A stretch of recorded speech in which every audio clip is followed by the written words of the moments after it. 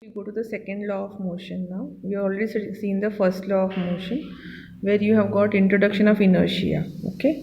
Now, according to the first law of motion, when an unbalanced external force acts on, go to the next page.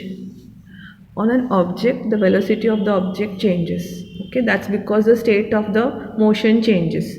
Okay, and then object gets an acceleration. Now, how does the acceleration of object depend on the force applied on it, and how can we measure the force? That is what we are going to study right now.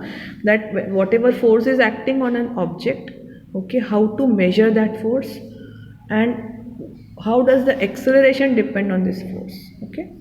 Now let us see the observations which we have made in day-to-day life. The first one is whenever you have a table tennis game, okay, this ball, if it hits anybody or the player, it does not hurt him.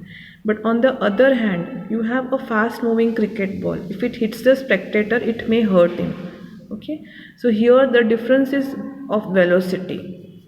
This has got more velocity, this has got less velocity. Next is a truck. A truck at rest may not get will not require any attention because there is no harm, because it is at rest, while a moving truck, even if the speed is low as 5 meter per second, may kill a standing. Okay, so here you have got mass and velocity both, especially the mass. Okay, now if there is a small mass, a bullet may kill a person when it is fired from the gun, but if the same bullet, if you take in hand and hit a person, is it going to kill that person? No. Okay, that suggests that the impact of the force which is created on the object depends on the mass and velocity, how heavy that object is and what is the velocity. Even a small bullet, if it has got great velocity, if it is fired from the gun, it has got acceleration and velocity, that's why it hits. Okay, now greater force gives greater velocity. Now, one such property called momentum is introduced by Newton that suggests, this is denoted by small letter p, that is a product of mass and velocity. Okay, so we have a new quantity, that is momentum, which is equal to mass into velocity. So mass is in kg and velocity is in meter per second.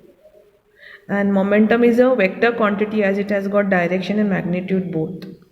Okay, so the unit of momentum is kg meter per second, and this unbalanced force brings a change in velocity, also produces change in momentum. So any force which brings change in velocity, acceleration, it will have change in momentum. Okay, so for that, let us see that the change in momentum is not only determined by the magnitude of the force, the value of the force, but also how much time this force is acting on that body. Okay, so we may conclude that the force necessary to change the momentum of an object depends on the time rate and how much time it is acting upon, and the momentum gets changed. So based on this, you have a second law of motion. The second law of motion states that the rate of change of momentum of an object is directly proportional to the applied unbalanced force in the direction of the force.